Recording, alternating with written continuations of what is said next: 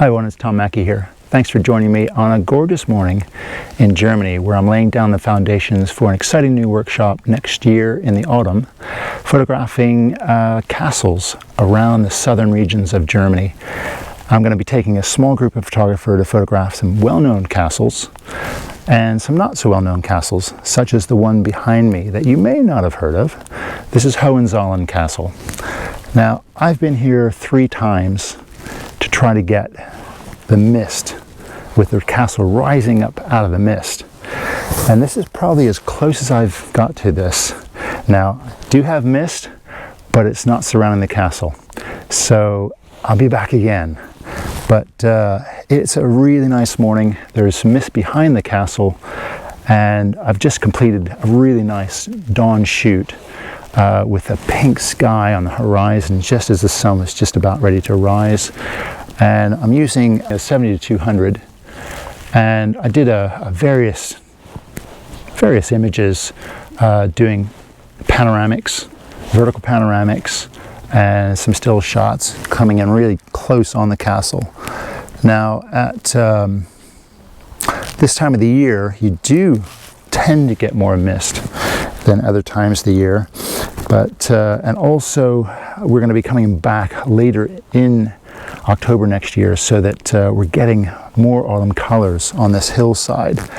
I've been here in autumn when it's just gorgeous, the colors on this hillside just below the castle. Now the thing about photographing this particular castle is that if you use a wide angle lens, it appears very, very small. You're going to capture all the valley around you, all the trees, that's great, but your castle is going to end up very small in the frame, which is why I've gone to a 70-200 for this, especially as you can see the valley here right now isn't lit. So there's no point including those shadowed areas. Now once the sun rises a little bit higher and it starts lighting those trees, I would probably resort to maybe a wider angle lens.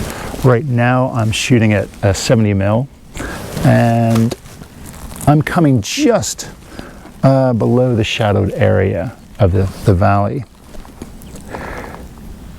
Now I'm also using a polarizing filter because the sun is rising to a right angle to the castle. It's perfect for polarization. So I'm using take this off, I'm using a Lee landscape polarizer on the new holder and a Lee 2-stop hard grad, just coming down just above the castle. Let's pop that back on. Now when I did my pre-dawn shots, I would recommend, when I've always said this in the past, when you're photographing dawn, always arrive at least a half an hour, 45 minutes before sunrise, because what will happen is the dawn sky opposite where the sun is coming up will go this gorgeous pink or orange color, and that's what happened this morning. You'll see those shots later at the end of the video.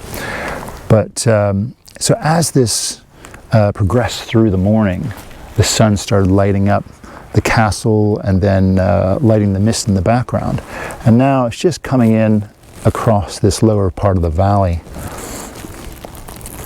But so this is why I would choose to use a longer telephoto on this. Now I'm going to come in a little bit closer and just do a tight shot of the castle.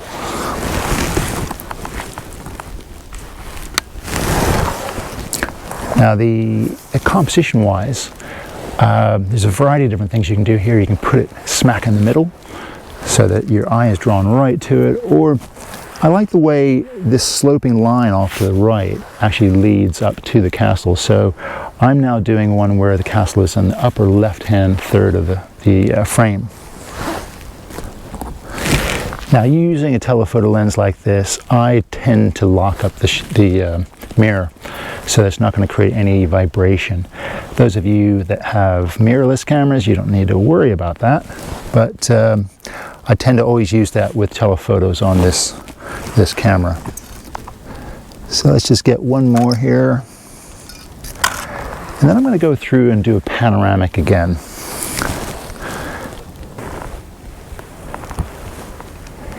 Now on this morning I was doing vertical panoramics because I had quite a lot of sky that was picking up color above the castle, and I wanted to include a lot of foreground. So that's why I went to a vertical orientation. But on this one I'm going to stick to a horizontal because I've got, as you can see, most of the information here is right in the lateral central part of the frame. So, and there's not a great deal of color above the castle now. So let's go ahead and focus on that, set it on manual. And now I'm going to set this to manual. So I'm using an aperture of f8 because that is my optimal aperture for this lens. There's no point stopping down. There's nothing in the foreground. You're just softening the image to a certain extent through diffraction. So let's go ahead and start our frame over here. I'm just going to do one shot there.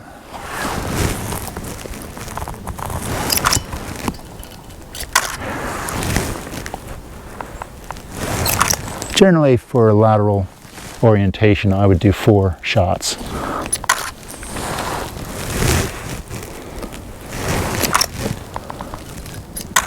It's nice how the mist is just coming in around the back side of the castle. It would have been nice to have it in the foreground here, but you know, next time.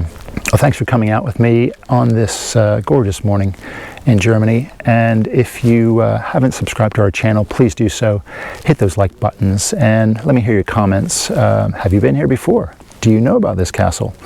So there are a few photographers here, but it's always, every time I've been here there's maybe a group of maybe 4 or 5. There's actually quite a lot this morning because of the mist. There's around 10 photographers, which in the grander scheme of things in landscape photography, that's not bad. Anyway, I hope you've enjoyed the video, and I'll see you again in the next one. Bye for now.